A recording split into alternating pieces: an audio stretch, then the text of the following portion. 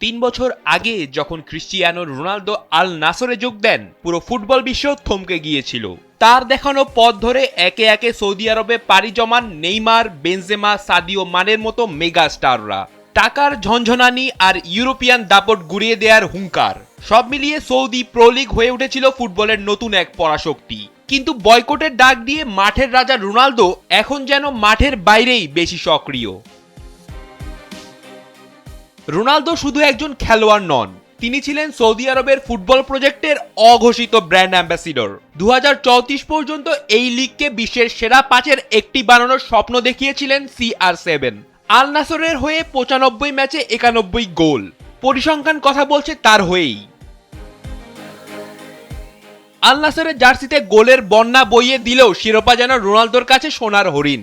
তাই এবার সরাসরি ক্লাব কর্তৃপক্ষের কাছে নতুন আর শক্তিশালী স্কোয়াড চেয়ে বসেছেন CR7।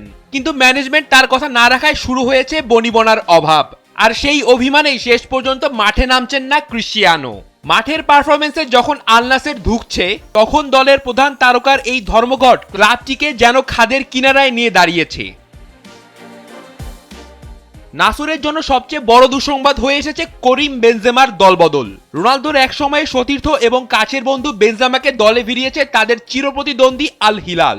একের পর এক বড় তারকাকে সই করিয়ে আল হিলাল এখন ধরাছোঁয়ার বাইরে চলে যাচ্ছে, যা নাসরের জন্য যেমন হতাশার, তেমনি রোনালদোর শিরোপা জেতার সম্ভাবনাকেও করে দিচ্ছে ফিকে।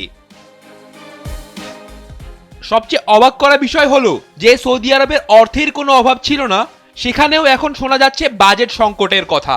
কোচ হোর্হে জেসাস নতুন সাইনিং চাইলেও ক্লাব নাকি হাত গুটিয়ে নিয়েছে। রোনালদোর জেদ আর আল হিলালের অপ্রতিরোধ্য দাপট, সব মিলিয়ে সৌদি লীগ এখন গভীর সংকটে। ব্যক্তিগত সফলতা ছাপিয়ে রোনালদো কি পারবেন তার দলকে কোনো শিরোপা জেতাতে, নাকি এই নাটকের শেষ হবে রোনালদোর অন্য কোনো ক্লাবে পাড়ি দিয়ে? রাফিদ বিন ইসলাম, সময়ের আলো।